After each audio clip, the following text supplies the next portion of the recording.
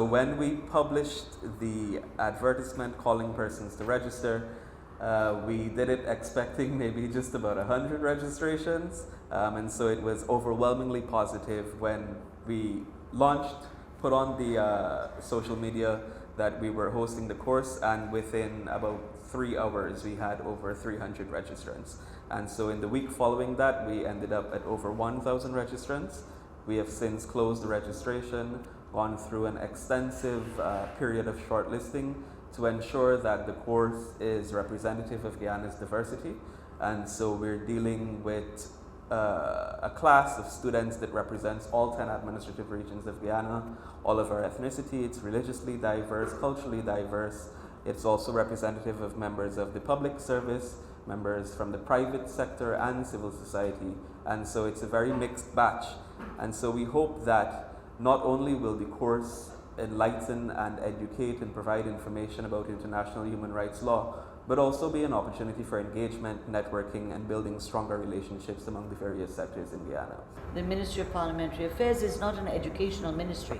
This is not what we do. We do sensitization and education awareness, but we wanted to make sure the course had structure and that it would ground people, make people aware of international treaty responsibilities in human rights, but also would make them aware of their own, Guyana's own framework for human rights and what do we operate under. And so we spent a lot of time trying to design the course outline, and then of course to try to find the facilitators who would do all of this and how would we do this. We really began quite innocently to say, well, about 40 people will come on board. And we could manage 40. We would do it virtually, so it wouldn't be expensive, and it'd be easier for people to access. It'd be cheaper for them. The course would be free. We would finance whatever were the requirements, and we would have certain periods when we'd have in-person sessions so that people could interact and to really debate or discuss issues in greater depth. And so this is how we went along, May, December, into the decision then finally that we thought we were kind of ready. We were almost ready, sure to be ready, and we would then go and advertise. At the beginning, we were going to say, okay, let's go to all the ministries, ask them for 2 people each, let's go to agencies, 2 people each, and we decided, no, let's test the waters and see what's out there, if there's really an interest in such a course. Now, I have to say to you, if you think this certificate will get you into law school, no. So if you're under that, I have no pretension to that.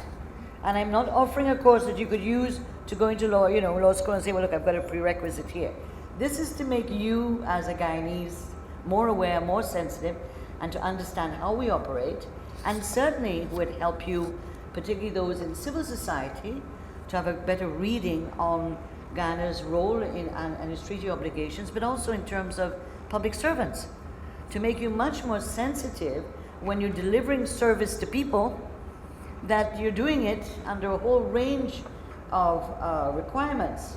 The right to the service, the right to be treated with respect and equally, the right to be spoken properly, although that's not in a written constitution, it comes under respect and dignity. And so it was really to be seen as a tool to help you and in terms of what you do in your life, in your work, and in your organizations. Those of you maybe in churches or religious organizations, women's organizations, outside of those of you are public servants.